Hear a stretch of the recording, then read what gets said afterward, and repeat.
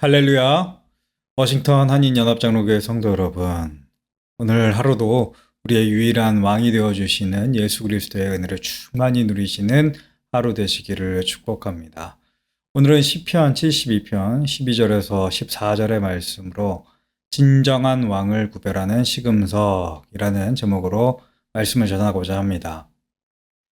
여러분, 시금석이라는 말 다들 한 번씩은 들어보셨으리라 생각합니다. 저는 이 시금석이라는 것을 중학교 때 처음 봤었습니다. 제가 중학교를 다니던 시절 과학 시간이었는데 과학을 가르치시는 선생님께서 땅 속에 있는 그 광물들을 구분하는 그런 방법들을 가르쳐 주시면서 그 기준 중에 하나로 조흔색이라는 것을 가르쳐 주셨습니다. 조흔색이란 광물을 단단한 이 좋은 판이라고 하는 판에 긁을 때 나오는 색깔을 의미하는 것입니다. 그리고 이 개념을 가르쳐 주신 다음에 실제로 실습에 들어갔습니다. 하얀색을 띠는 좋은 판에 여러 가지 돌들을 긁어보면서 그 색을 비교해 보았는데 원래 광물의 색과는 긁었을 때 나오는 색깔이 다른 것이 매우 신기했던 그런 기억이 납니다. 그리고 과학 선생님께서 이내 학생들의 이목을 집중시키시더니 이번에는 흰색 판이 아니라 검은색 판 하나를 꺼내셨습니다. 그리고 이 검은색 판이 바로 시금석이다 라고 이렇게 가르쳐 주셨습니다. 그리고 세 가지 광물을 시금석에 긁어서 색을 비교해 주셨습니다. 그 각각의 광물은 금, 그리고 황동석, 황철석이라는 광물들이었습니다.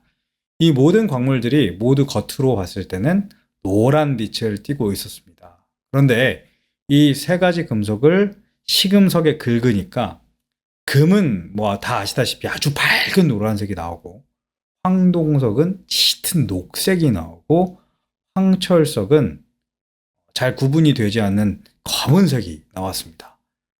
선생님은 이 시금석을 통해서 광물이 어떤 광물인지 알 수가 있는데 금 같은 경우에는 귀한 광물이니까 정말 정밀하게 감정하는 여러 방법들이 있다라고 얘기를 해주셨습니다. 그 시금석에 긁혀져 있는 금의 흔적에 금이 녹는 산성의 시약을 뿌려서 그것이 14K인지 18K인지 24K인지 금의 함량까지 알 수 있다고 아주 세세하게 가르쳐 주셨던 그런 기억이 납니다. 처럼 겉으로 보기에는 다 비슷해 보일지 모르지만 그 다름을, 그 가치를, 그 본질을, 그 역량을 분명히 확인할 수 있는 방법을 그래서 비유적으로 시금석이라는 말로써 표현을 하기도 하죠. 사람에게도 이런 보이는 시금석이 있다면 좋겠다라는 생각을 할 때가 종종 있습니다. 10길 물속은 알아도 한 길 사람 속은 모른다고 하였죠. 사람의 속마음을, 사람의 됨됨이를, 사람의 참된 가치를 판별하는 것은 여간 힘든 일이 아닌 것 같습니다. 그런데 성경을 읽다 보면 우리는 이런 인간에 대한 여러 가지 시금석이 성경 속에 있다라고 하는 것을 발견하게 됩니다. 오늘 말씀 시편 72편 12절에서 14절까지 해서 우리는 인간의 보다 더 정확하게는 인간들의 최고의 리더십이라고 할 수 있는 왕의 진면목을 판별할 수 있는 시금석 한 가지를 발견할 수 있게 됩니다. 오늘 우리에게 주어진 본문이 세 절로 그렇게 길지는 않으니까 오늘은 한번 처음부터 끝까지 같이 읽어봤으면 좋겠습니다. 그는 궁핍한 자가 부르짖을 때에 건지며 도움이 없는 가난한 자도 건지며 그는 가난한 자와 궁핍한 자를 불쌍히 여기며 궁핍한 자의 생명을 구원하며 그들의 생명을 압박과 강포에서 구원하리니 그들의 피가 그의 눈앞에서 존귀히 여김을 받으리로다. 아멘. 예, 이 말씀 속에서 우리는 하나님이 세우시는 왕, 그 왕이 정말로 신실한 왕인지 진정한 리더십인지 알 수 있는 시금석이 무엇인지를 알 수가 있습니다. 예, 그것들은 바로 궁핍한 자와 가난한 자입니다. 궁핍한 자라는 단어가 히브리어로는 에비온이라는 단어로 되어 있습니다. 그리고 가난한 자라는 단어는 히브리어로는 아니라는 단어로 되어 있습니다. 이 두 단어가 비슷한 듯 보이지만 조금의 차이가 있습니다. 그 차이가 12절에서 분명히 보이는데요. 궁핍한 자, 에비온이라는 이 말은 자신의 삶의 지경들을 다 박탈당하고 누군가가 이 사람의 삶을 도와주질 않으면, 책임져 주질 않으면 살아갈 수 없는 사람을 말합니다.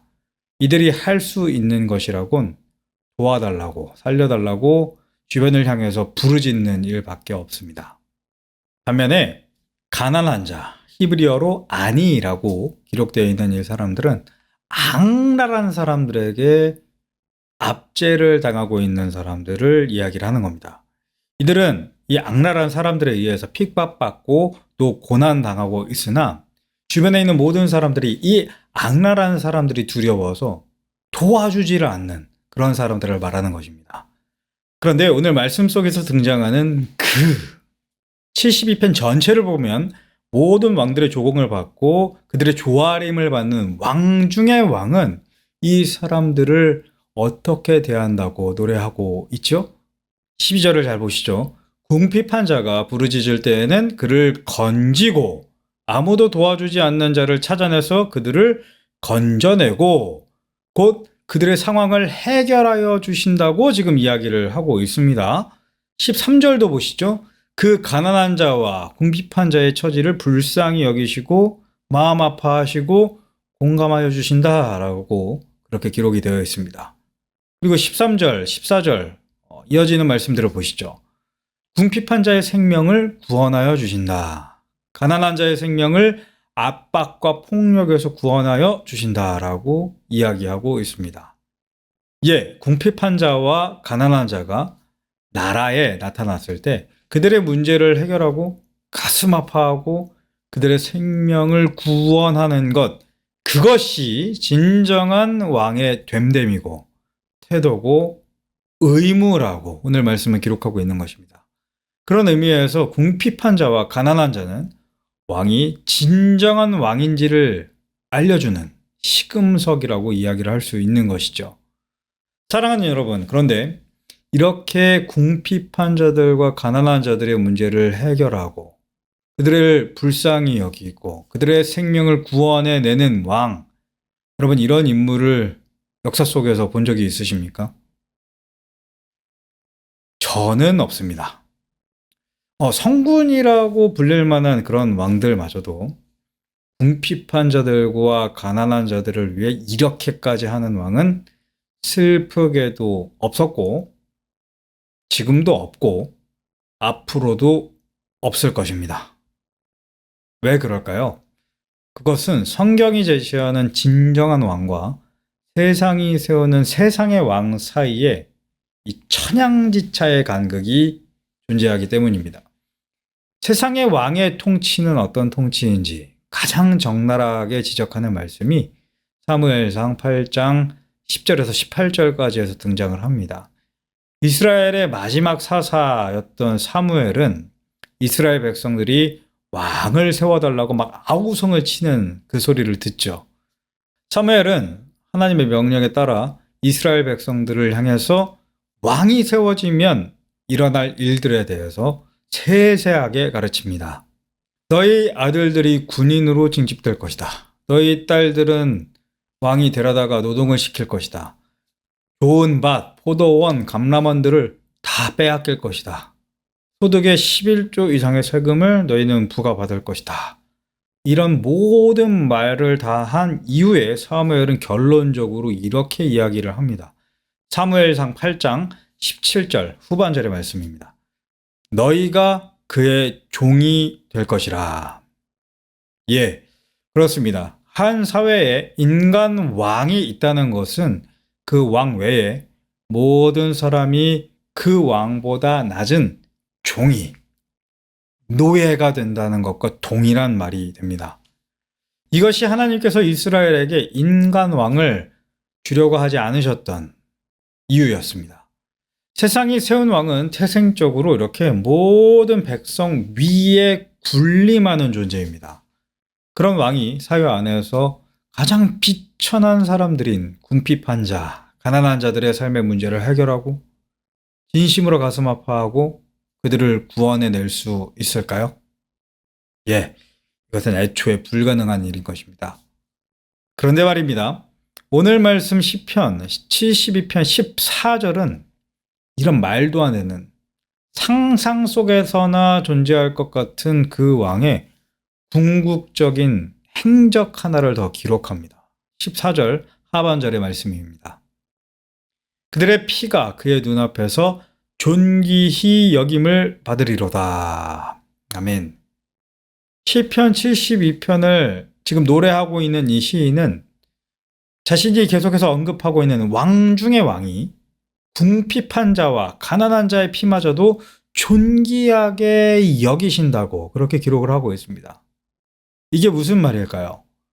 궁핍한 자와 가난한 자들의 피, 그 생명의 근원인 피를 존귀하게 여기신다는 것은 바꿔 말하면 그들이 그들의 피를 흘리는 것을 원치 않으신다라는 것을 의미하는 것이겠죠.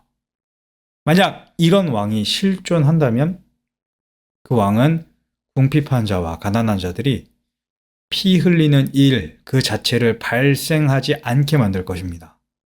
그런데 혹여 그들이 반드시 피 흘릴 일이 있다면 이 왕 중의 왕은 어떻게 행동할까요? 예, 그는 궁핍한 자와 가난한 자를 위해 대신 피를 흘리려 할 겁니다. 너무도 감사하게도 또 너무도 감격스럽게도 우리는 이 세상에 이런 왕 중의 왕이, 유일하신 왕이 실존하신다는 것을 알고 있습니다. 예, 바로 우리 주 예수 그리스도이십니다. 우리 예수님은 자신이 이 세상에 오신 이유를 제자들에게 이렇게 설명해 주셨죠. 마가복음 10장 45절의 말씀입니다. 인자가 온 것은 섬김을 받으려 함이 아니라 도리어 섬기려 하고 자기 목숨을 많은 사람의 대속물로 주려 함이니라. 아멘. 진실로 아멘입니다. 사랑하는 여러분, 우리 주 예수님께서 우리를 대신하여 십자가를 지시고 그의 물과 피를 모두 쏟으신 것은 시편 72편에 기록된 것처럼 궁핍하기 짝이 없고 가난하기 짝이 없는 저와 여러분과 같은 사람들의 삶의 문제를 해결하기 위해서, 우리의 이 비참한 삶을 불쌍히 여겨 위로해 주시기 위해서, 우리의 생명을 구원해 주시기 위해서, 우리의 죽음이, 우리의 피 흘림 그 자체가 싫으셔서 대신 피를 흘리신 진정한 왕되심의 증거였음을 오늘 말씀을 통해 더 깊이 확신하실 수 있기를 소망합니다. 우리 주님 외에 그 사랑하는 백성을 위해서 피를 흘리는, 목숨을 거는 그런 왕은 없습니다. 그렇기에 우리 주님 외에 우리의 왕이 되실 리는 없는 줄 믿습니다. 이미 자신이 진정한 왕이심을 성경이 제시한 그 시금석으로 낱낱이 보이시고 증명하신 그 예수님을 왕으로 모시고 그 왕의 통치를 받는 하루의 삶 되시기를, 그런 복된 삶 살아가시기를 왕 되신 주님의 이름으로 축원합니다. 기도하겠습니다. 하나님 아버지 감사합니다. 시편 72편의 기자가 하나님의 영감을 통해 본 그대로 궁핍한 자와 가난한 자마저도 귀히 여기시고 다스려 주시는 진정한 왕 예수 그리스도를 우리가 먼저 알고 믿고 따르게 하시는 그 특권을 우리에게 주심에 감사합니다. 왕 되신 예수님께서 비천한 우리의 삶의 문제를 모두 다스리고 계시고 불쌍히 여겨주고 계시고 공감하여 주시고 위로하여 주시며 지금도 해결하여 주고 계시고 끝끝내 구원을 이루실 것임을 오늘 말씀을 통하여 우리가 믿게 되니 더더욱 감사합니다. 왜냐하면 우리를 귀히 여기시는 예수님, 그의 보혈을 흘려 이미 모든 것을 증명하셨기 때문입니다. 오늘도 보혈을 흘림으로 자신의 왕되심을 증명하신 왕 중의 왕이신 예수 그리스도의 통치를 받아서 모든 삶의 문제들이 해결되는 역사가 우리 삶 가운데 일어나게 하여 주옵소서. 이 믿음 가지고 기도의 자리에서 아뢰는 우리 연합의 성도들의 모든 기도의 제목들 주님 들어주옵시고 말씀하신 그대로 우리의 예상을 뛰어넘는 가장 선한 것으로 응답하여 주실 줄 믿사오며 아버지 하나님이 친히 세우신 왕 중의 왕이요 우리의 유일한 왕이 되어주시는 우리 주 예수 그리스도의 이름으로 감사하며 기도하옵나이다. 아멘.